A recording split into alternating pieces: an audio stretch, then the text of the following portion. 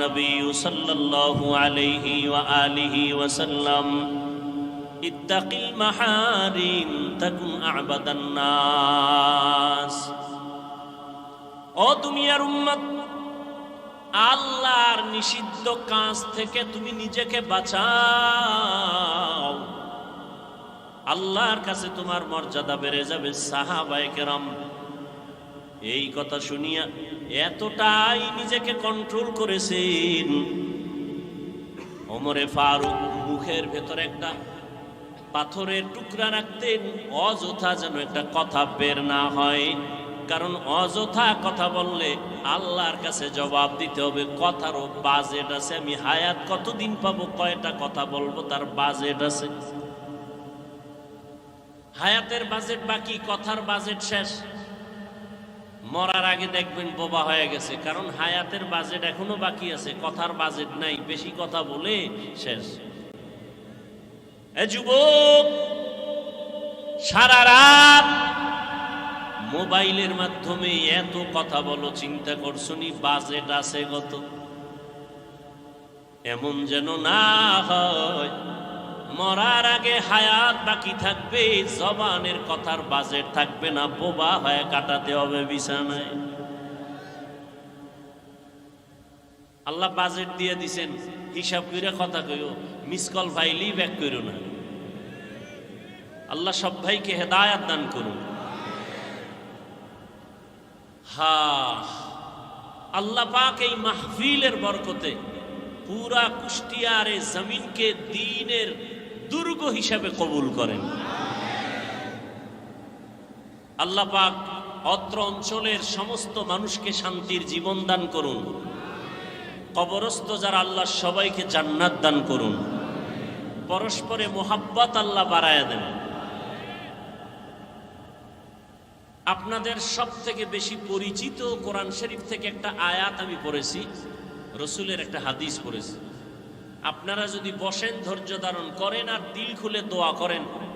তো আয়াত এবং হাদিসের আলোকে কিছু কথা আমি পেশ করব ইনশাআল্লাহ কবুল করেন আল্লাহ কবুল না করলে হবে অনেকেই কিন্তু জানে এখানে প্রোগ্রাম আসার নিয়ত করেছিল আসতে পারে নাই টাকা থাকলেই মক্কা যাওয়া যায় না যদি আল্লাহ কবুল না করেন মনে চাইলেই দ্বীনের কাজে বসা যায় না আল্লাহ কবুল না করলে অনেকের বাড়ির থেকে ওয়াজের নাম নিয়ে আসছে কুষ্টিয়া শহর ঈদগায় ওয়াজে যাই কিন্তু কপাল খারাপ প্যান্ডেলে ঢুকতে পারে নাই তারা কোথায় মহিলা প্যান্ডেল তাওয়াফ করে আর কেউ দোকানপাটে আড্ডা করে গল্প করে কবিরা গুনাহ করে এর নাম কপাল এজন্য আমি সব সময় বলি আল্লাহ চাইলে সব হয় বান্দা চাইলে কিছুই হয় না বান্দা চাইছিল আরো 20 বছর থাকবো আল্লাহ কয় আমি দিব না কাটটা হইল আল্লাহটা আল্লাহ চাইলে হয় বান্দা চাইলে হয় না আল্লাহ আবার অনেকে প্যান্ডেলে ঢুকছেন কিন্তু কোরআন হাদিসের কথা শুনে দিলটাকে নরম করে তওবা করে বাড়ি যাওয়ার কপাল হবে কিনা অনেকের অসম্ভব অনেকে মোনাজাতের আগে চলে যাবে এই বিশাল প্যান্ডেলে কত আল্লাহর বান্দা আছেন আলেম বুজুর্গ যাদের আমিন কবুল হয়ে যাবে এদের সাথে যদি বসে মা বাবার জন্য একটু দোয়া করা যাইতো মা বাবা কত না খুশি হতেন তাদের কবর না কত শান্তির বাগান হয়ে যেত যে কপাল পোড়া সেই দোয়ায় শরীক হতে পারবে না শয়তান তাকে উঠায় নিয়ে যাবে এই প্যান্ডেলের দাম কত রসুল বলেন এখানে বসার সাথে সাথে জীবনের সব গুনাহ মাফ সুবহানাল্লাহর আওয়াজ যত দূর চলে গেল যত মানুষ ছাড়া ভিন্ন মাখলুক শুনছে কিয়ামতের দিনে জমিন তার সাক্ষী হয়ে যাবে ইয়াউমাইযিন তুহাদ্দিসু আখবারাহা কিয়ামতের দিন জমিন আপনার আমার পক্ষ বিপক্ষে সাক্ষী হবে দার কিয়ামত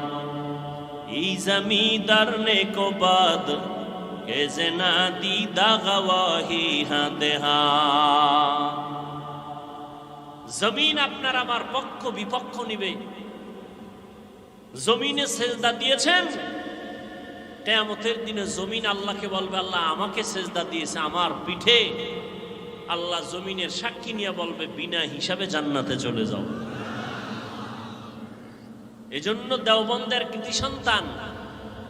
কারি তৈয়ব সাহেব রহমতুল্লাহ আলাইহি, যিনি ওই সময় ভারতবর্ষের সমস্ত জেনারেল লাইনের মানুষরা তাকে দার্শনিক মনে করত, উলামায়ে কেরাম তাকে জবরদস্ত একজন ইলমওয়ালা আহলুল্লাহ মনে করতেন। তাকওয়ার মানদণ্ডে আল্লাহকে এতটা ভয় করে চলতেন। ওই সময়ে তাকে বাইতুল্লাহ হজে নেওয়ার প্রস্তাব দেয়া হলো। তিনি বললেন, হজে যেতে পারি, শর্ত দুইটা, আমার উপরে হজ ফরজ না, অতএব আপনারা যদি নিতে চান দুই শর্ত আমার। এক,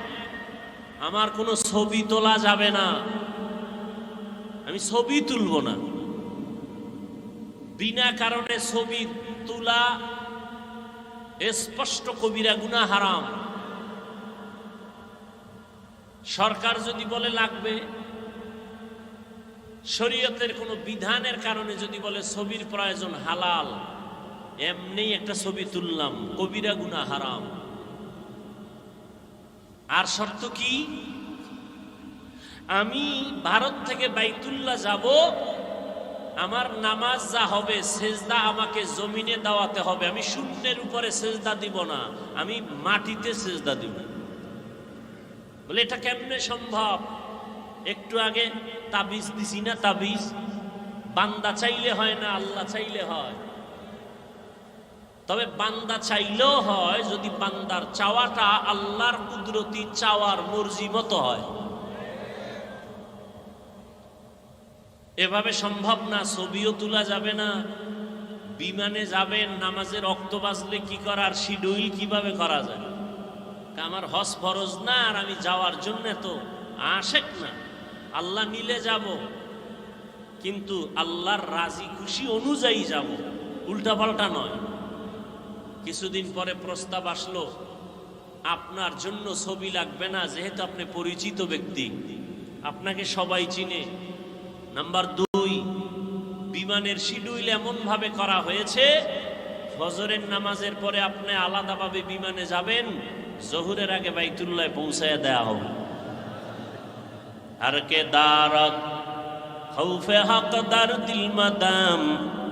जन्नतुल मअवा देहद उरा मकाम जुज़्ब हक ची ज़े मखाज़ इंसो जा फज़ले